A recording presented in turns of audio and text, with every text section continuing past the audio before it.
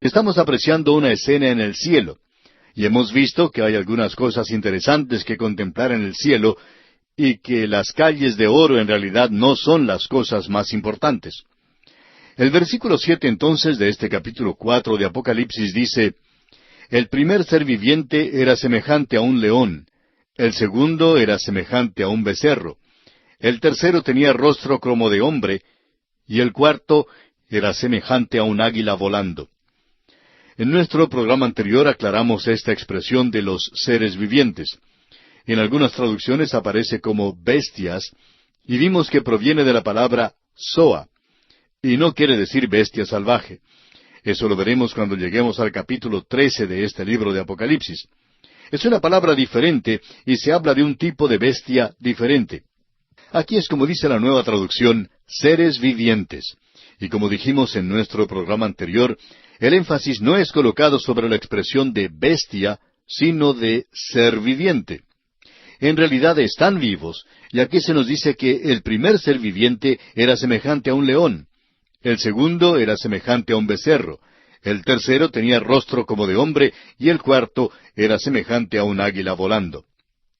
Ahora hemos tratado de identificar a estos seres con los 4 evangelios que ellos representan.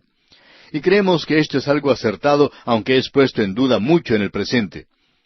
En realidad, el primer evangelio presenta al Señor Jesús como el Rey. Él nació un Rey, Él vive como Rey y muere como Rey. Él es resucitado como Rey y regresará otra vez como Rey. Todo lo que Él hace en el Evangelio de Mateo lo hace como Rey. Usted recordará que Dios dijo que la tribu de Judá era como un león. Y el Rey, el gobernante, saldría de allí, que el cetro no se apartaría de Judá hasta que Silo viniera. Ahora, el segundo ser era semejante a un becerro o a un buey. Este es un animal de carga, y podríamos decir un animal que ha sido domesticado. Y en el Evangelio según San Marcos se nos enseña o demuestra a Cristo como siervo, el siervo. Allí no se presenta ninguna genealogía. Si una persona viene a trabajar en su casa a lavar los platos o a llevar a cabo cualquier tarea de ese estilo, pues uno no le va a preguntar quiénes son sus padres o quiénes son sus abuelos. Eso no hace ninguna diferencia. Lo que uno tiene que saber es si puede hacer la tarea que se le encomienda. Y este es el Evangelio de Marcos, el becerro. Ahora, el tercer ser viviente tenía rostro como de hombre. Y el tercer Evangelio presenta al Señor Jesucristo como el Hijo del Hombre. Eso es lo que hace el evangelista Lucas. El cuarto ser viviente era semejante a un águila volando, y esto comunica la deidad de Cristo como es vista en el Evangelio de Juan. Estos 4 seres vivientes están también representando al mundo animal. En realidad, todos los seres vivientes en esta tierra son sugeridos aquí por Zoa. El león representa a las bestias salvajes, el becerro representa a los animales domésticos, el águila representa a las aves, y el hombre aquí es la cabeza de toda la creación. Ahora quizá alguien nos puede preguntar, ¿y qué en cuanto al pez? Bueno, en el cielo y la tierra nueva no habrá más mar, y ya que no habrá más mar, entonces no hace falta ningún pez, a no ser que vivan en la tierra seca. La serpiente tampoco estará allí. Ella introdujo el pecado al principio. Y ahora en el versículo 8 de este capítulo 4 de Apocalipsis leemos: Y los 4 seres vivientes tenían cada uno 6 alas, y alrededor y por dentro estaban llenos de ojos, y no cesaban día y noche de decir: Santo, Santo, Santo es el Señor Dios Todopoderoso, el que era, el que es y el que ha de venir. Estas 6 alas que se mencionan aquí corresponden de inmediato con el serafín que se encuentra allá en el capítulo 6 de Isaías, y estamos seguros que cuando usted lee este versículo, piense en el capítulo 6 de Isaías. Y en lugar de decir tenían, debería decir tienen. Eso es el tiempo presente. Aquí es donde se está desarrollando la cosa. Y esto está teniendo lugar en tiempo presente. Ahora ellos dicen algo de manera monótona. Santo, Santo, Santo es el Señor Dios Todopoderoso. Ese es el mismo refrán del serafín allá en el capítulo 6, versículo 3 de Isaías. Luego dice, el que era, el que es y el que ha de venir. Y eso se refiere a Cristo. Él se identificó a sí mismo al principio mismo de este libro de esta manera. Yo soy el Alfa y la Omega, principio y fin, dice el Señor, el que es, y que era, y que ha de venir. Así se identifica Él para nosotros. No es necesario que especulemos en lugares como este.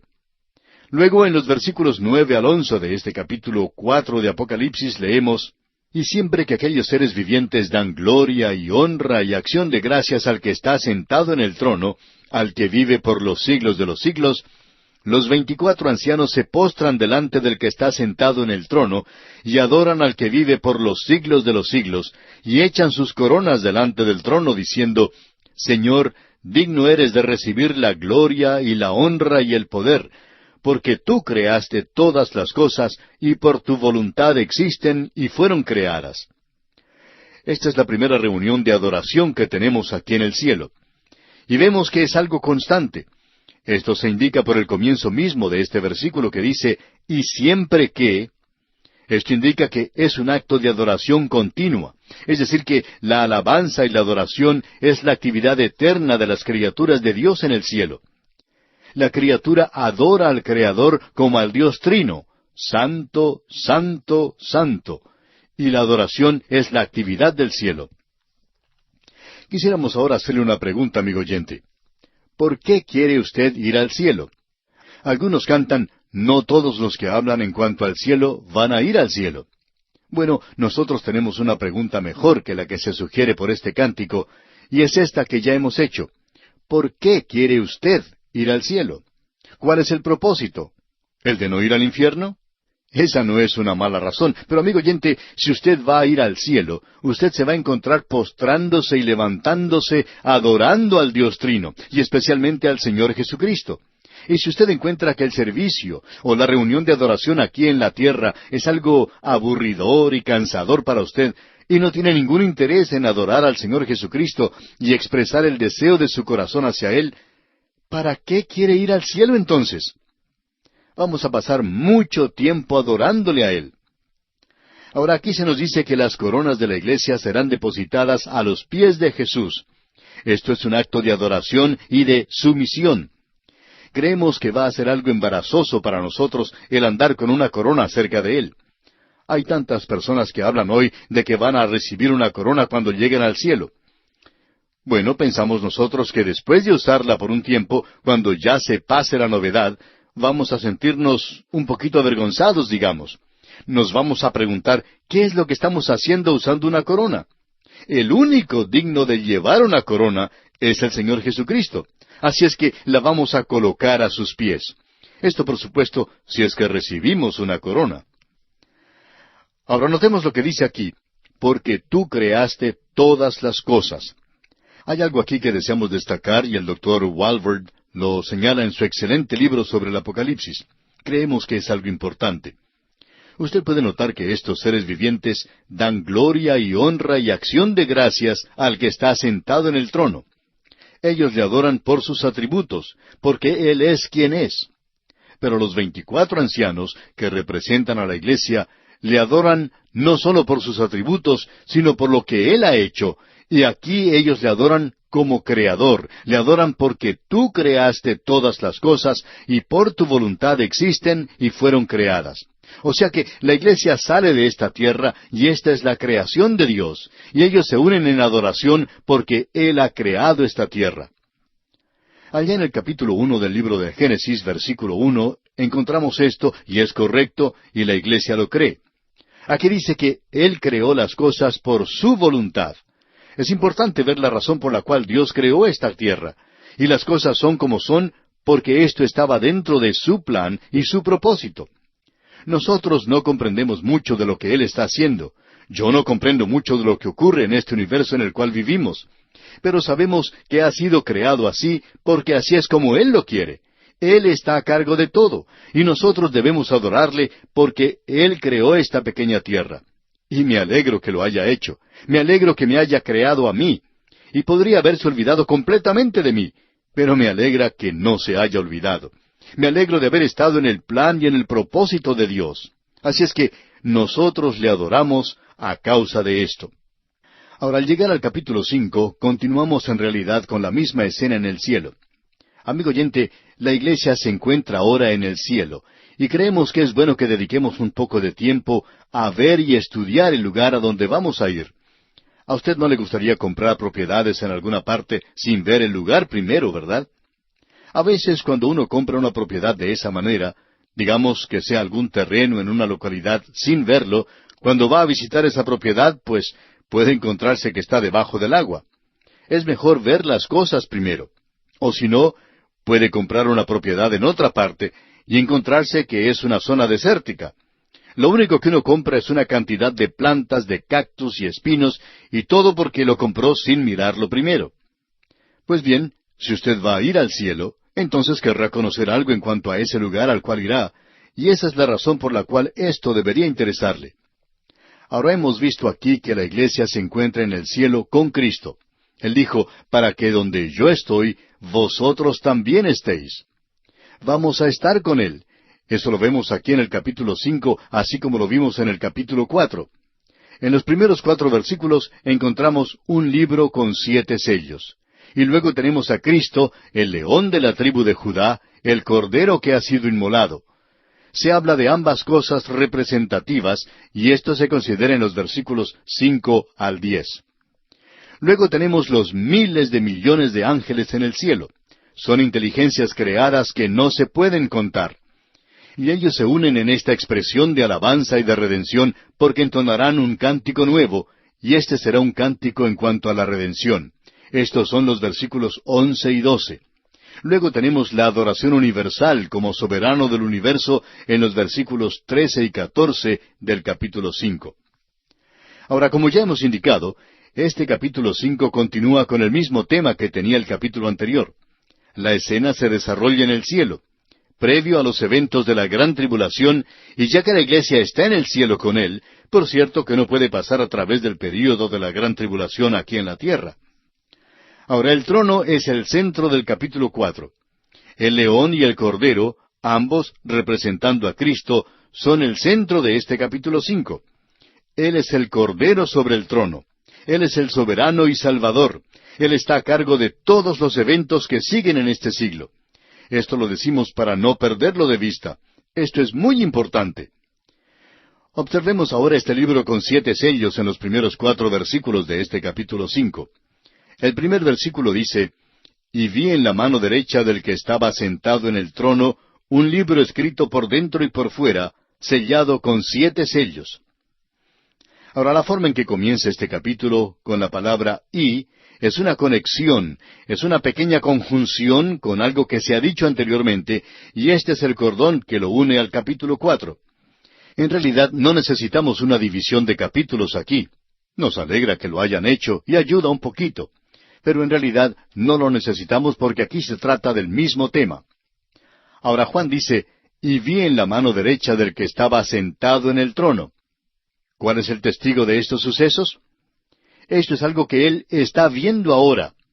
Alguien nos escribió una carta en una ocasión en la que demuestra que es un oyente que presta mucha atención a lo que decimos, y nos indica que somos como artistas porque presentamos cuadros con palabras. Bueno, no estamos de acuerdo con esto porque no somos artistas de ninguna clase en realidad. Pero se nos dice en esta carta que nosotros decimos constantemente, ¿no es este un cuadro maravilloso? O algo por el estilo. O, ¿qué cuadro el que tenemos aquí? Pues bien, no nos habíamos dado cuenta de lo que decimos con tanta frecuencia, pero parece que es cierto. Y amigo oyente, quizá nosotros debemos utilizar todo nuestro sentido aquí en la palabra de Dios, y debemos hacerlo de manera especial aquí en Apocalipsis. Juan está mirando y él está oyendo, y una de las razones por la cual aprobamos que se utilicen diapositivas para ilustrar sermones en las iglesias es que uno necesita ver muchas cosas en el presente, y necesitamos oír mucho de lo que expresa la palabra de Dios, y es necesario entonces utilizarlos con todos nuestros sentidos para probarlo y olerlo. Hay ciertas escenas en el libro que uno hasta las puede oler. Hay lugares donde uno puede oler el fuego y el azufre. Y eso es importante, amigo oyente. Vemos pues aquí que Dios el Padre tiene en la mano derecha un libro escrito por dentro y por fuera, sellado con 7 sellos. Esto era lo que se acostumbraba a hacer en aquellos días. Stauffer señala que la ley del Imperio Romano requería que un testamento fuera sellado 7 veces, como lo ilustran los testamentos dejados por Augusto y por Vespasiano. Ese era el método utilizado entonces. Ahora sabemos que en el libro de Apocalipsis el número 7 no ocurre de manera accidental, y no se usa porque estuviera en el Imperio Romano, pero es algo interesante notar que entonces se utilizaba 7 sellos. Ahora, Godet considera este libro como un nuevo pacto. Otros lo llaman el libro de juicio. Walter Scott lo considera la revelación del propósito de Dios y el consejo en cuanto a este mundo. Quizá no debería llevar un título como el que tiene, como sugirió el Dr. Ironside, un título de propiedad que pertenezca a este mundo, y podemos ver que este era el método de Dios. Usted recuerda que cuando los hijos de Israel iban a la cautividad, se le dijo a Jeremías que enviara a su siervo a comprar cierta propiedad, y que obtuviera el título de propiedad de ella, porque esta gente iba a regresar a esa tierra. Ahora pensamos que aquí tenemos este título de propiedad. ¿Y quién es el que tiene ese título, el título de esa tierra aquí? Bueno, no es ningún otro sino el Señor Jesucristo. Solo Él puede tenerlo. Ahora hay varias explicaciones en cuanto a esto, y creemos que es necesario leer varios pasajes de las Escrituras que nos señalan esto. En el capítulo 7 del libro de Daniel, versículo 13, dice: «Miraba yo en la visión de la noche, y he aquí con las nubes del cielo venía uno como un hijo de hombre, que vino hasta el anciano de días, y le hicieron acercarse delante de él». Creemos que aquí tenemos una sugerencia que lo que está siendo entregado al Señor Jesucristo, porque será entregado a Él, es el título de propiedad de este mundo en el cual usted y yo vivimos. Él lo creó, Él lo redimió, le pertenece a Él. Este es el cuadro que se nos presenta aquí. También tenemos lo mismo allá en el libro de Zacarías. Usted recuerda que dijimos que era necesario conocer el libro de Zacarías para poder conocer Apocalipsis. Y en el capítulo 5, versículo 1 de Zacarías leemos: «De nuevo alcé mis ojos y miré, y he aquí un rollo que volaba», la misma cosa. Luego sigue diciendo en los versículos 2 y 3, «Y me dijo, ¿qué ves?». Y respondí, «Veo un rollo que vuela de 20 codos de largo y 10 codos de ancho». Entonces me dijo, «Esta es la maldición que sale sobre la faz de toda la tierra, porque todo aquel que hurta, como está de un lado del rollo, será destruido, y todo aquel que jura falsamente, como está del otro lado del rollo, será destruido». Algunos opinan que los 10 mandamientos están escritos allí, y que el mundo va a ser juzgado según esos mandamientos. Bueno, no estamos muy seguros que sea. Consideramos el libro con los 7 sellos. Tratamos de identificar este libro.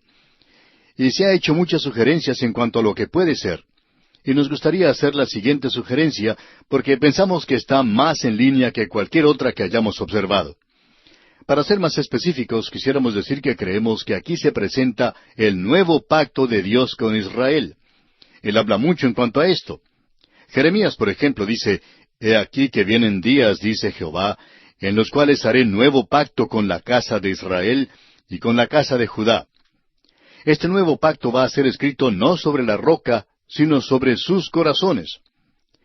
El apóstol Pablo, en su epístola a los Romanos, capítulo 11, versículos 26 y 27, dice: «Y luego todo Israel será salvo, como está escrito: vendrá de Sión el libertador, que apartará de Jacob la impiedad.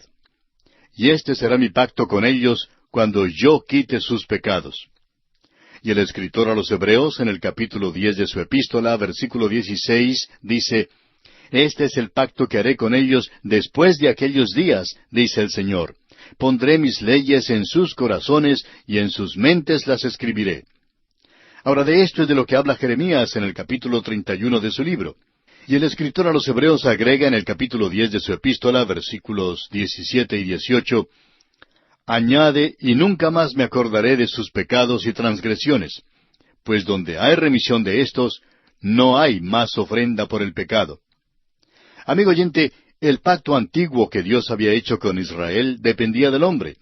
Los 10 mandamientos decían que debían hacer esto y aquello otro, y dependían del débil brazo de la carne, y como resultado fracasaron. No porque había algo malo con los 10 mandamientos o con la ley que Dios les había dado. El problema estaba con el hombre. Es la misma cosa que tenemos en el jardín del Edén. Hay tantas personas que piensan que había algo malo con la fruta o que ese árbol era algo fuera de lo común. Pensamos que era fruta muy buena, igual a las demás. El problema, pues, no estaba en la fruta de ese árbol, sino en esa pareja en esa tierra. Allí era donde estaba el problema. Este nuevo pacto depende del poder del trono de Dios, depende del Señor Jesucristo. Y en el versículo 2 de este capítulo 5 de Apocalipsis leemos, «Y vi a un ángel fuerte que pregonaba a gran voz, ¿quién es digno de abrir el libro y desatar sus sellos?» O sea, ¿quién tiene el derecho y el título para este mundo? ¿Quién puede gobernarlo? ¿Quién puede establecer justicia y equidad? ¿Piensa usted, amigo oyente, que son los partidos políticos los que pueden llegar a hacer esto? ¿Piensa usted que puede ser su país o el mío o las Naciones Unidas tal vez los que lo puedan hacer? Confiamos en que usted no se haya hecho ilusiones habiendo considerado la historia de este mundo, que pueda creer que el hombre puede resolver sus propios problemas. La palabra de Dios presenta de una manera muy clara que no lo puede hacer. Ahora aquí se nos habla de un ángel fuerte, de un ángel poderoso. Tiene una gran voz. Aquí estamos hablando ahora de poder, de aquello que es necesario para hacer efectivo ese nuevo pacto. Leamos el versículo 3 de este capítulo 5 de Apocalipsis. «Y ninguno, ni en el cielo, ni en la tierra, ni debajo de la tierra, podía abrir el libro, ni aun mirarlo». Es decir, que no había ningún hombre del linaje de Adán que se hubiera considerado con derecho a hacerlo. Ha habido muchos que han tratado de hacerlo. Adán perdió el dominio a través del pecado. Moisés fue el que dio la ley, pero también él fue uno que quebrantó la ley. David y su linaje fracasaron. Nadie en el linaje de Adán llena los requisitos para hacer esto. No hay ninguno en el día de hoy. Este gobernante tiene que ser un redentor, un soberano. Tiene que ser el salvador de la humanidad. Él es el único que puede hacerlo. Y Juan dice aquí que esto le perturbó a él. Adán, bueno, ponte a un lado. Tú no puedes hacerlo. Ni tampoco pueden hacerlo ninguno de tus hijos. Satanás, bueno, está tratando de hacerlo solo, pero no lo puede hacer. ¿Quién entonces puede llegar a hacerlo? Bueno, notemos lo que sucede ahora. Juan dice aquí en el versículo 4 de este capítulo 5 de Apocalipsis, «Y lloraba yo mucho porque no se había hallado a ninguno digno de abrir el libro, ni de leerlo, ni de mirarlo». Esto le perturbaba mucho a Juan. Ese hombre tiene una verdadera pasión por la profecía. Él tenía un afecto santo y una curiosidad piadosa. Él quería mirar a las cosas que ni siquiera los ángeles podían mirar. Juan participa de este drama porque él viene de la tierra y la revelación fue escrita con lágrimas. ¿Debe continuar la tierra en el pecado y la tristeza? ¿Hay algún futuro para la tierra? Bueno, escuchemos lo que nos dice el apóstol Pablo en su epístola a los Romanos, capítulo 8, versículo 23. Dice, «Y no solo ella, sino que también nosotros mismos, que tenemos las primicias del Espíritu, nosotros también gemimos dentro de nosotros mismos, esperando la adopción, la redención de nuestro cuerpo». ¿Hay alguno capaz de gobernar esta tierra? Juan se siente abrumado por la posibilidad de que no hubiera nadie. Y el apóstol Pablo dice nuevamente en esa misma epístola a los Romanos capítulo 8 versículo 22, «Porque sabemos que toda la creación gime a una, y a una está con dolores de parto hasta ahora». Opinamos personalmente que la evolución es la filosofía y la teoría más pesimista que una persona pueda tener. No nos sorprende ver que hay tantos suicidas entre la intelectualidad. No hay ninguna esperanza. Si fueron necesarios tantos millones de años para llegar al punto en el que nos encontramos en el presente, ¿cuál es la esperanza para el futuro? ¿No hay alguien que pueda arreglar este problema? Es tan insignificante, tan pequeño y sin importancia el escuchar a los políticos decir hoy, vamos a lograr la paz en nuestra época, vamos a hacer eso. Y es mucho más trágico escuchar a la iglesia decir hoy que pueden arreglar los asuntos de este mundo o que siquiera pueden evangelizar a todo el mundo. Amigo creyente que nos escucha, no hay nadie a nuestro alrededor que pueda ser capaz de abrir este libro, que pueda hacerse cargo de esta tierra en la cual nos encontramos, y Juan llora mucho a causa de esto. Es una buena cosa que este libro no hubiera sido abierto aquí en la tierra, porque hay gran cantidad de maestros que ya podrían decirnos lo que está dentro del libro, lo que está fuera y a su alrededor también. Y hasta nos podrían decir de qué color eran las tapas. Esta gente tiene todas las respuestas. Pero pobre Juan, es una lástima que él hubiera estado allá tan lejos en Patmos y no aquí en nuestro lugar. Porque si nosotros hubiéramos obtenido esto, le hubiéramos podido dar todas las respuestas a él. Pero Juan no tenía la respuesta, amigo oyente. Ahora vamos a tener a alguien que sí puede abrir el libro. Y llegamos a ver a Cristo, el león de la tribu de Judá, y el cordero que fue inmolado. Leamos el versículo 5 de este capítulo 5 de Apocalipsis. Y uno de los ancianos me dijo, no llores. He aquí que el león de la tribu de Judá, la raíz de David, ha vencido para abrir el libro y desatar sus 7 sellos.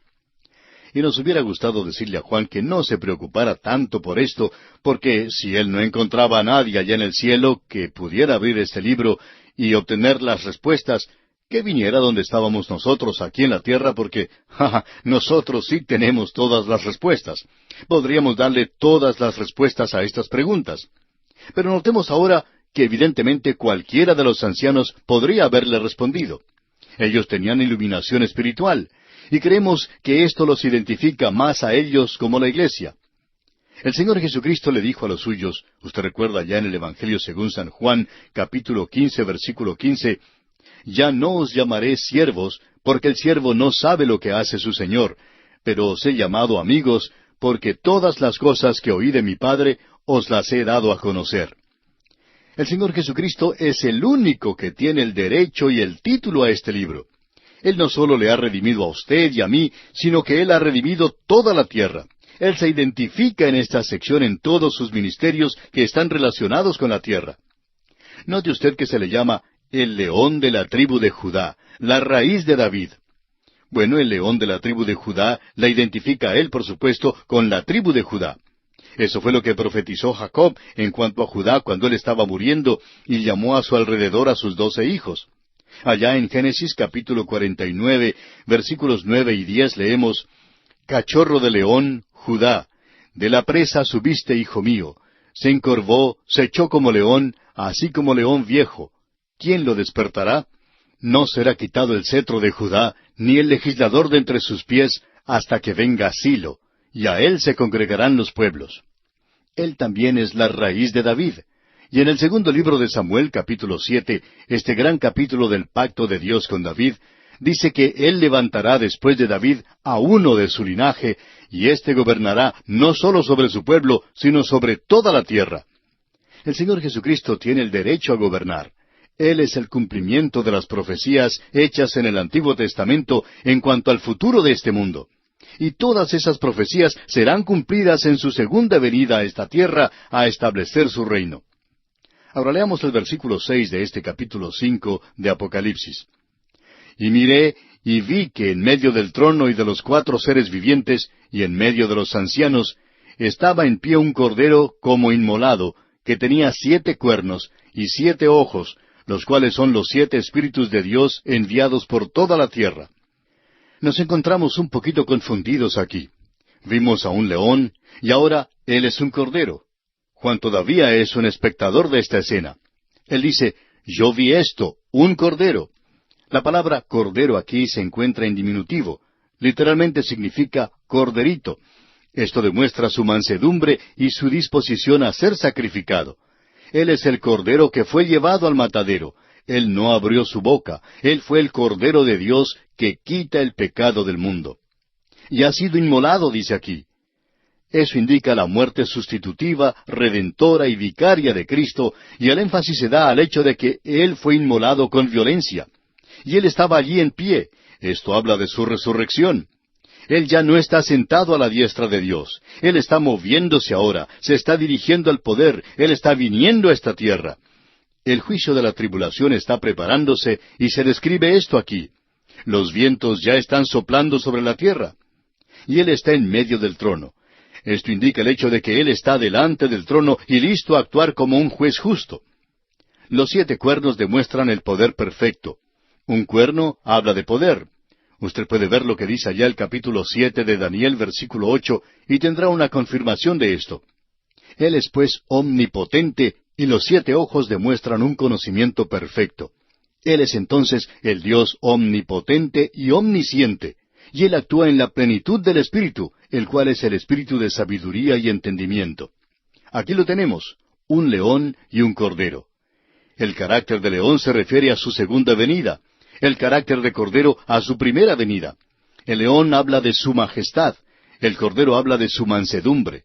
El león, como león, es soberano. Como cordero, Él es un salvador. Como león, es un juez.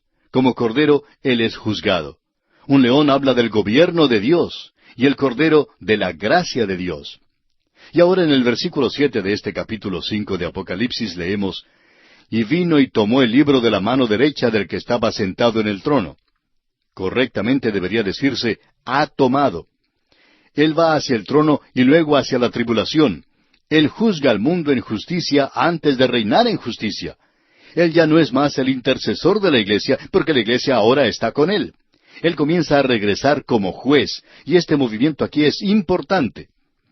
Luego en el versículo 8 leemos, «Y cuando hubo tomado el libro, los 4 seres vivientes y los 24 ancianos se postraron delante del Cordero. Todos tenían arpas y copas de oro llenas de incienso, que son las oraciones de los santos». Note usted que dice, «y cuando hubo tomado el libro». Eso es en tiempo pasado.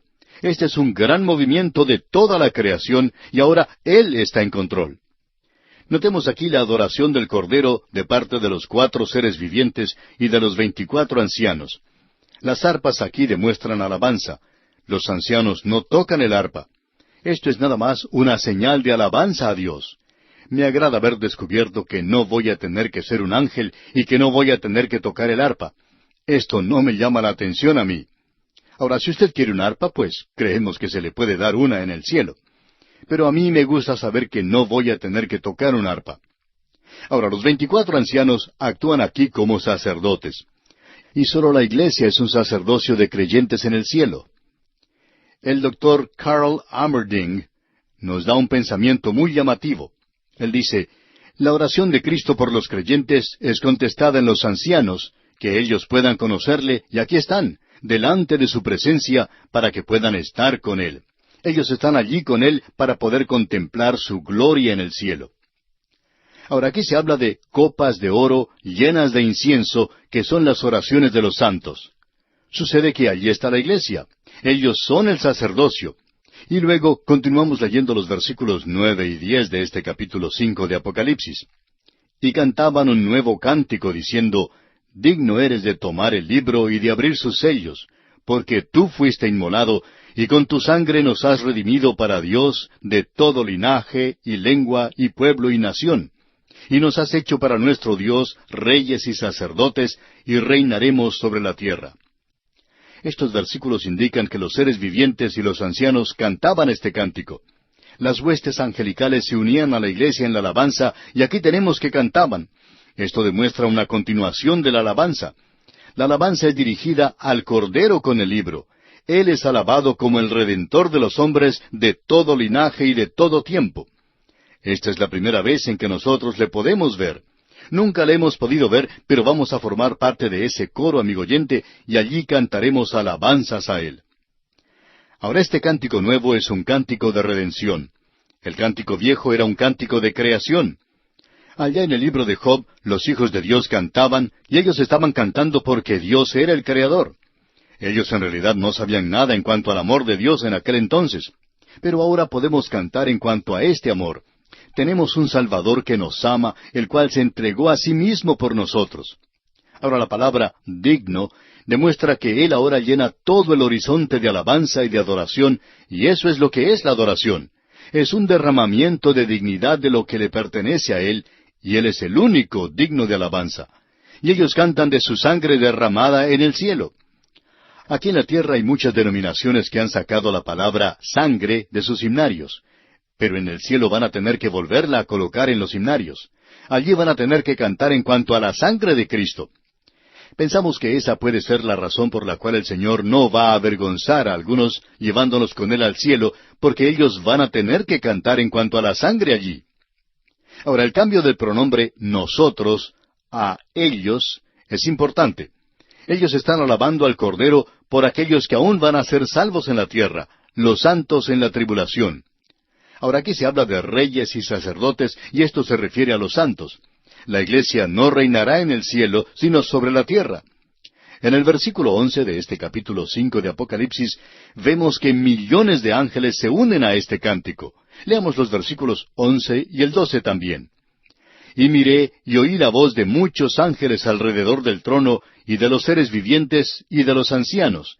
Y su número era millones de millones, que decían a gran voz, El Cordero que fue inmolado es digno de tomar el poder, las riquezas, la sabiduría, la fortaleza, la honra, la gloria y la alabanza.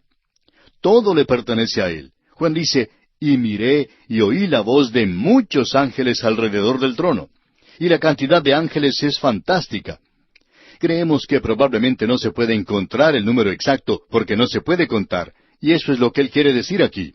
Juan dice que él vio gran cantidad de ángeles alrededor de los ancianos. Pensaba que era algo fantástico y estaban cantando. Y de pronto él miró más allá y se encontró con una gran multitud.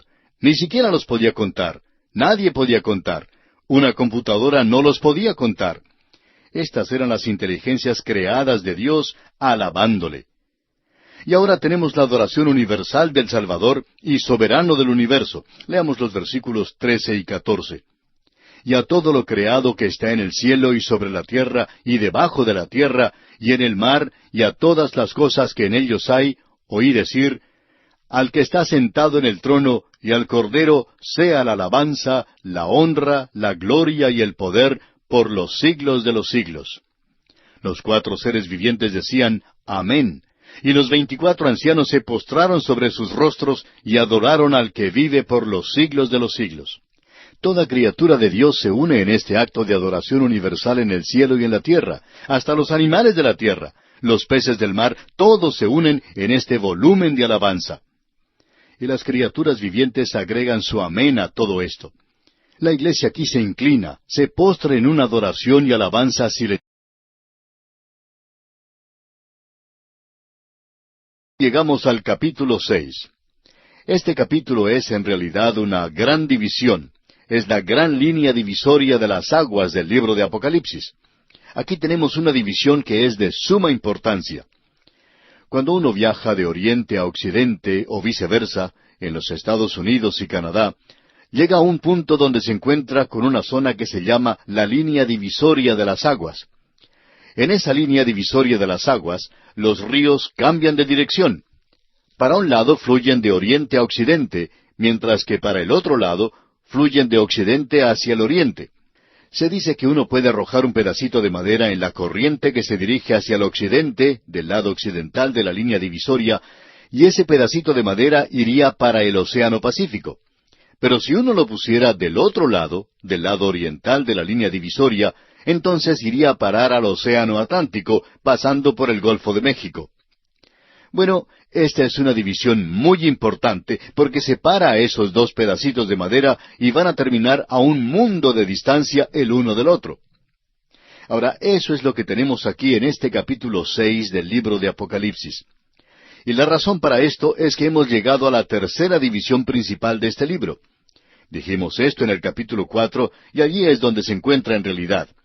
Pero lo que ocurrió en el capítulo 4 es que nos encontramos transferidos al cielo. Juan fue tomado hacia el cielo y nosotros subimos junto con él, porque comenzamos entonces a ver las cosas del cielo. Allí no vimos nada que se llamara iglesia, porque la iglesia es el nombre que se le había dado aquí en la tierra. Pero allí vimos a los 24 ancianos y subimos junto con Juan y teníamos que llegar a ese lugar de alguna manera. Fuimos arrebatados. Y estos ancianos representan a la iglesia y la iglesia se encuentra ahora en el cielo. Ya no se menciona más de aquí en adelante en el libro de Apocalipsis como algo que está en la tierra. Hay una invitación final que proviene de la iglesia y que se refiere a estos días en los cuales vivimos. Pero aquí tenemos un proceso muy ordenado en el libro de Apocalipsis y es necesario que sigamos la regla establecida por el apóstol Pedro en cuanto a la profecía, de que ninguna profecía de la Escritura es de interpretación privada. Es decir, que uno no puede interpretarla por sí misma. Tiene que ser observada como un tema, como un programa, y tiene que encajar con las demás. Para cuando uno llega al capítulo 6, hay muchos que se olvidan que Juan nos presentó una división bien ordenada del libro de Apocalipsis. Allá en el capítulo 1, versículo 19, él nos dijo, «Escribe las cosas que has visto, y las que son, y las que han de ser después de estas». Esa fue la gloriosa visión de Cristo glorificado. A Él se le presenta como el gran sumo sacerdote, de pie entre los candeleros, donde Él mantiene la luz encendida sobre la tierra. Luego vimos las cosas que son, y observamos las 7 iglesias que representan la experiencia total terrenal de la iglesia desde el día de Pentecostés hasta la parusía, desde el aposento alto hasta el rapto. Esta es la historia total de la iglesia en la tierra. Luego se le dijo a Juan las cosas que han de ser después de estas, metatauta. Así es que llegamos a la conclusión de la carrera terrenal de la iglesia en el capítulo 3, y luego allí se nos dijo metatauta, las que han de ser después de estas. Y él menciona 2 veces eso allí. No podía escaparse de eso. Hizo eso para beneficio de aquellos que mantienen el punto de vista histórico de Apocalipsis, los amilenaristas. Él dijo, después de estas, metatauta, para demostrar las cosas que tienen que ser después. Y eso lo encontramos en el capítulo 4. Así es que comienza allí algo nuevo. Pero los 2 capítulos que hemos visto, los capítulos 4 y 5, fueron o tuvieron lugar en el cielo, y allí estuvimos con Juan, y lo primero que vimos allí fue el trono y al Señor Jesucristo que estaba allí. Y Él es el león de la tribu de Judá. Él está sentado a la diestra de Dios, esperando a que sus enemigos sean puestos por estrado de sus pies. Luego, en el capítulo 5, Él es el Cordero, y allí vemos el énfasis en su primera venida. Él es el Cordero, pero el Cordero es eso porque Él es el Redentor, quien fue capaz de tomar el libro, el cual es el título de propiedad de esta tierra. ¿Sabe usted, amigo oyente, que Él es el único que es capaz de juzgar esta tierra? No sólo por lo que es o quién es, Él es el Dios manifestado en la carne, sino por lo que Él ha hecho. Él ha creado esta tierra, y esto le da a Él un derecho, y Él es adorado en el capítulo 4 como el Creador. Pero Él también redimió esta tierra, y esto lo vemos en el capítulo 5. Y Él es adorado como el Redentor, y ya que Él es el Creador y el Redentor, Él es el único digno de juzgar esta tierra. Él es el único capaz de gobernar esta tierra. ¡Qué reproche hoy a la consumada presunción de los pequeños hombres aquí en la tierra que quieren ser jueces! ¿Qué derecho tiene la Corte Suprema de juzgar a una persona? ¿Qué derecho tiene el Senado o la Cámara de Representantes o el Presidente para juzgar a otra persona? ¿Quiénes creen ellos que son? Amigo oyente, ¿quién es digno de sentarse en juicio? Solo el Señor Jesucristo es digno, y hasta cuando una de estas personas pueda alcanzar la estatura del Señor Jesucristo, no se encuentran en una posición como para juzgar basándose en su propia habilidad y fortaleza. Y ningún juez humano en esta tierra que no mire a Dios es digno de ejecutar juicio sobre ninguna otra persona, y en esto hasta incluimos a los tribunales de policía. Amigo oyente, la injusticia está sobre la tierra hoy, todo porque el hombre está juzgando a los demás.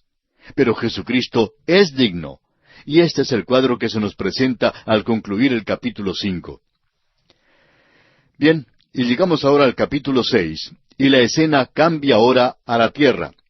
Y la pregunta natural que nos hacemos es esta: ¿qué fue lo que sucedió con la tierra cuando salió la iglesia? Bueno, tuvo lugar la gran tribulación. En primer lugar, tenemos aquí la gran tribulación en el mundo.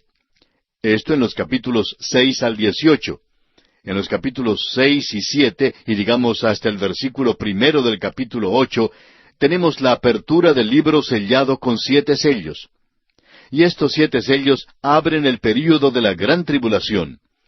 El Señor Jesucristo es quien abre esos sellos, y de allí salen los primeros 4 caballos. Y luego tenemos el martirio de los fieles durante ese período. Luego encontramos el día de la ira que viene, y estos sellos son abiertos de manera ordenada. Y el 7º sello introduce el sonar de las 7 trompetas.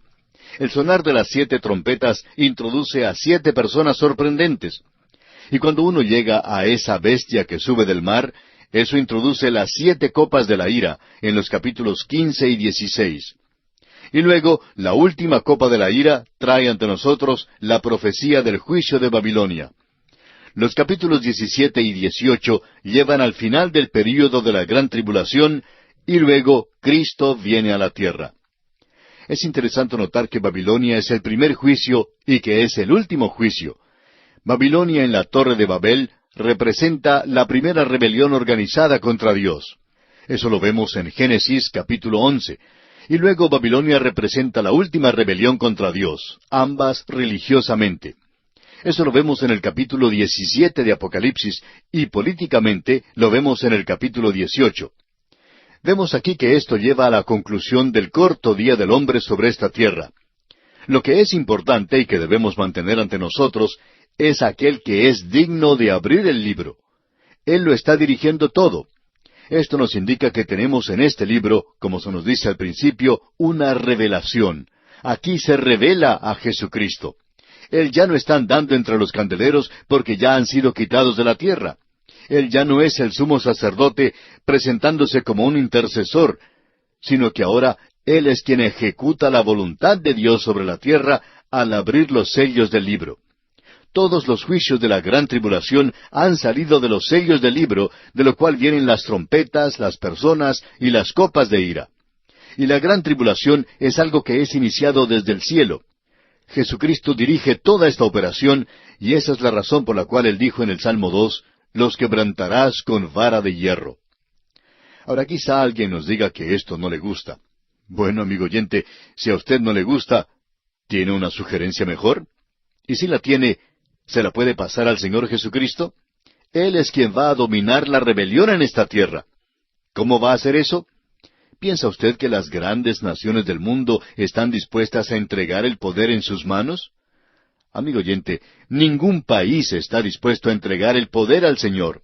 Nadie está interesado en colocar al Señor Jesucristo sobre el trono. Las naciones prefieren tener sus propios hombres, y si fuera posible, colocarlos a ellos sobre el trono. Amigo oyente, debemos decir que Él es el único que es digno. ¿Y cómo va a llegar Él al poder? Exactamente como nos expresa este segundo salmo que hemos leído. Los quebrantarás con vara de hierro. Y eso lo vamos a apreciar. De aquí en adelante tenemos el juicio sobre la tierra. Ahora la iglesia será librada de esto. ¿Por qué? ¿Porque son personas tan buenas como los niños de la escuela dominical? No, amigo oyente. Ellos eran pecadores, pero fueron salvos por la gracia de Dios. Y sólo aquellos que han rechazado la gracia de Dios deben pasar por el período de la gran tribulación. Esa es la razón por la cual creemos que Dios ha establecido programas de radio hoy, y creemos que es un medio mucho mejor que la televisión para esparcir la palabra de Dios a los confines de la tierra. Él va a permitir que todos puedan escuchar el Evangelio, y luego, cuando tomen su decisión, eso decidirá si ellos van a pasar por la gran tribulación o no. Ahora, en el capítulo 4 pudimos apreciar al trono y al trino Dios. En el capítulo 5 vimos el libro, el Señor Jesucristo, y ciertas cosas que allí se presentan que aumentan la intensidad y ferocidad de la gran tribulación. Y vamos a mencionar 5 de ellas. El Espíritu Santo ya no restringe el mal. Alguien puede preguntar, ¿quieren decir ustedes que Él ha dejado ya el mundo? No, no hizo eso. Él estuvo en el mundo antes del día de Pentecostés, llamando a la iglesia. Pero en el día de Pentecostés tomó un nuevo cargo, por así decirlo, un nuevo ministerio, el de bautizar a los creyentes en el cuerpo de Cristo y de llenarlos y morar en ellos, guiándoles en este mundo. Él sacará a la iglesia de aquí, pero eso no quiere decir que Él también se va a ir, que Él también va a partir. Aún permanecerá aquí, pero ya no va a estar restringiendo el mal. Lo va a permitir. Es decir, que el hombre va a tener su propio día cuando pueda hacer lo que quiera. Y lo mismo ocurre con Satanás. Esa es la razón por la cual no queremos permanecer aquí. La segunda cosa es esta. La luz y la sal que forman la verdadera iglesia son quitadas. La iglesia tiene muy poca influencia en el mundo, pero aún tiene un poco, y cuando salga de este mundo, entonces no habrá nada de esta influencia. La tercera cosa es que el diablo sabe que tiene un tiempo muy breve, pero él va a tratar de hacer lo más que pueda durante ese período. Él se va a aprovechar de esta ocasión, y Dios le va a dar libertad para obrar. Eso lo podemos ver en este período de prueba. La cuarta cosa es que los hombres malos están libres para dar comienzos a sus planes nefastos. Es decir, que el anticristo podrá tomar control de esta tierra por un breve período. Y luego, en quinto lugar, se nos da el juicio directo de parte de Dios. Eso lo tenemos en este capítulo 6 y en el versículo 17, donde dice, «Porque el gran día de su ira ha llegado, ¿y quién podrá sostenerse en pie?» Este es un tremendo período, y no creemos que la gran tribulación surja así de repente como un gran tornado. La apertura de los sellos es algo gradual, lógico, cronológico, se abre uno a la vez. Este libro de Apocalipsis tiene mucho sentido, amigo oyente. Ahora, al llegar a este capítulo 6, al texto de este capítulo, queremos hacer una declaración con mucho cuidado, y de aquí en adelante, mejor dicho, del capítulo 4 en adelante, todo es futuro. Todo esto es futuro y nos encontramos en el momento de las cosas que son, el período de la iglesia, y estas cosas se extienden hacia el futuro.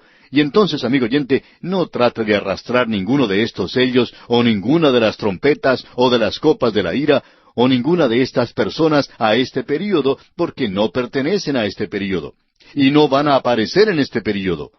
Creemos que hemos visto aquí la preparación de la escena, pero no creemos que ninguna de estas cosas estén sucediendo en el presente. Aún así, vemos que hay muchos que están haciendo esto, y eso es sensacionalismo, por supuesto, y esto hace que haya más oyentes y se vendan más libros. Pero por cierto que no está de acuerdo con la forma en que Juan lo expresó aquí. Todo esto aquí es muy lógico, amigo oyente. Así es que creemos que debemos establecer esto como un axioma de que aquí en adelante es el futuro, y es algo que va a suceder, pero ninguna de estas cosas ha sucedido todavía. Cuando tuvimos las 7 iglesias, pudimos ubicar eso en la historia, pero esto que tenemos aquí no se puede ubicar en la historia. Esa es la diferencia entre el punto de vista futurista y el histórico. Y aunque es muy interesante para nosotros el notar que muchos que mantienen el punto de vista histórico, muchos de ellos suponen que esto es futuro de aquí en adelante, o un poquito más adelante lo hacen futuro. En otras palabras, no pueden ubicar esto en la historia. El amilenarista tiende a colocar todo de aquí en adelante en la historia, y como resultado hay como 50 sistemas diferentes de interpretación, según el Dr. Walvoord, que han salido del punto de vista histórico. Amigo oyente, 49 de esos sistemas tienen que estar equivocados. Y hablando personalmente, creemos que el otro también lo está. Amigo oyente, queremos citar otra vez lo que dice el Dr. Walvoord, y él a su vez cita del libro de John Cummings, Conferencias sobre el Apocalipsis. Y él mantiene el punto de vista histórico, pero él cree en el regreso premilenario de Cristo y en el carácter futurista de la última parte del libro de Apocalipsis. Muy interesante. Él hizo esta declaración sorprendente. No somos nosotros quienes lo hicimos, no estamos preparados para hacerlo, pero él lo dijo. Y esto es lo que leemos. Dice, «Yo creo que la mitad de aquellos que profesan el Evangelio no son otra cosa sino infieles practicantes». ¿Qué le parece eso, amigo oyente? Eso indica que el 50% de los miembros de la iglesia hoy no son creyentes. Eso es todo lo que vamos a decir, amigo oyente, y lo vamos a dejar allí. Ahora vamos a ver por lo menos la apertura de uno de los sellos hoy, y ante nosotros tenemos el primer sello. El versículo 1 de este capítulo 6 de Apocalipsis dice, «Vi cuando el Cordero abrió uno de los sellos, y oí a uno de los 4 seres vivientes decir como con voz de trueno, ven y mira». Aquí Juan recibe una orden, ven y mira. Es un mandamiento del cielo. En el versículo 2 continúa, «Y miré, y he aquí un caballo blanco, y el que lo montaba tenía un arco, y le fue dada una corona, y salió venciendo y para vencer». El Señor Jesucristo toma el libro con los 7 sellos, y Él abre el primer sello. Él los va a abrir a todos en el orden correcto. El libro de Apocalipsis, amigo oyente, tiene mucho sentido. El Señor está en control de todo aquí, y toda criatura en el cielo está actuando según su mandamiento. Así es que los 4 jinetes van a salir ahora, y él abre el sello y dice, ve. Y Juan vuelve a indicar aquí que vio y oyó. Este es como un programa de televisión que estamos viendo. Ahora, el simbolismo del jinete en el caballo blanco ha dado ocasión para muchas opiniones diferentes y a muchas diferencias. La interpretación preponderante entre los eruditos es que este jinete representa a Cristo, y usan el Salmo 45 y el capítulo 19 de Apocalipsis para apoyar esa interpretación. Pero la mayoría de los expositores bíblicos contemporáneos de la tendencia premilenaria dicen que el caballo blanco y el jinete son el anticristo. Esa es la posición que toman los doctores Scott, Ironside, Schaeffer, Walvoord, Woodbridge y Pentecost. Y esa es también nuestra posición. Ahora, el anticristo no aparece como un villano. Después de todo, amigo oyente, Satanás tiene ángeles y son ángeles de luz. No se parecen a los demonios, no tienen cuernos. Así es que el anticristo vendrá como el hombre más atractivo que el mundo jamás haya visto, porque ellos no vieron al Señor Jesucristo y no lo ven hoy tampoco. Pero van a aceptar a este hombre porque ha venido en su propio nombre.